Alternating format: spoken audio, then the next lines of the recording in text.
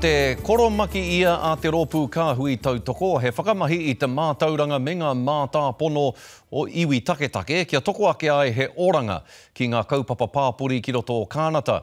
No te tau 2000 i tīmata i te rōpū nei, ki roto i tēnei whenua o Aotearoa me te iwi Māori. Ka atahi ka māhora-hora atu ki Kānata i te tau 2008. Kua roa rātou e tū tautoko ane i ngā kaupapa iwi taketake i roto o Kānata. I nāia nei e whai whakaro ana rātou ki te kawe ake i ngā hua o a rātou mahi ki ngā mautere o Hawaii. I kōrero a Tāmatiri Menesprout ki te rōpū nei, nōna i Vancouver. Ko ngā mātāpono a te Māori, e whakatōki ana ki roto ki ngā iwi taketake o Kānata. If Kāhui brings anything, I think it's confidence, it's bringing culture into the work, the way you think and live into your work, and getting people to be really proud of it. Like, be proud of it, assert it, use it, and it'll stay alive. I whakare waina te kaupapa te kāhui tautoko i te tau 2000 ki Aotearoa, he rōpū whakapakari a iwi e hangai puana ki ngā rarua te Māori. I te tau māwaru i whakatūria he tari ki Kānata, i runga i te karanga o ngā iwi taketake o reira.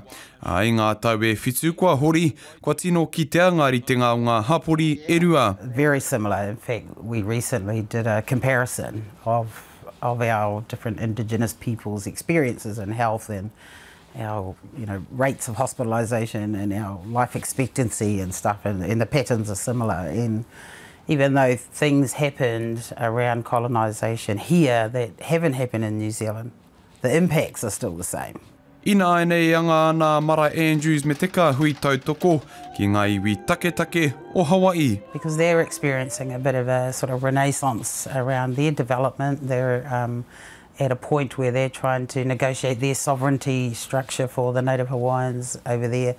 And so they're saying, we're going to need help. We need capacity. We need people who can help us. And the type of work we do here in New Zealand, they think we can offer something. Hei tā Andrews māmā noa te whakawhiti rautaki, hei hāpai ake i ngā iwi taketake o Hawaii.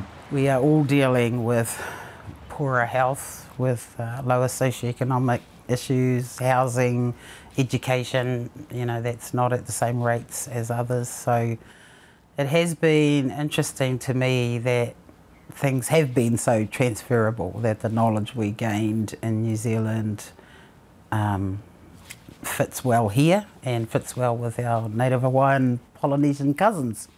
Ka whakatūria te tari hou hei te tau, e kaina mumai nei, Tāmatiri Menesprout, te karere.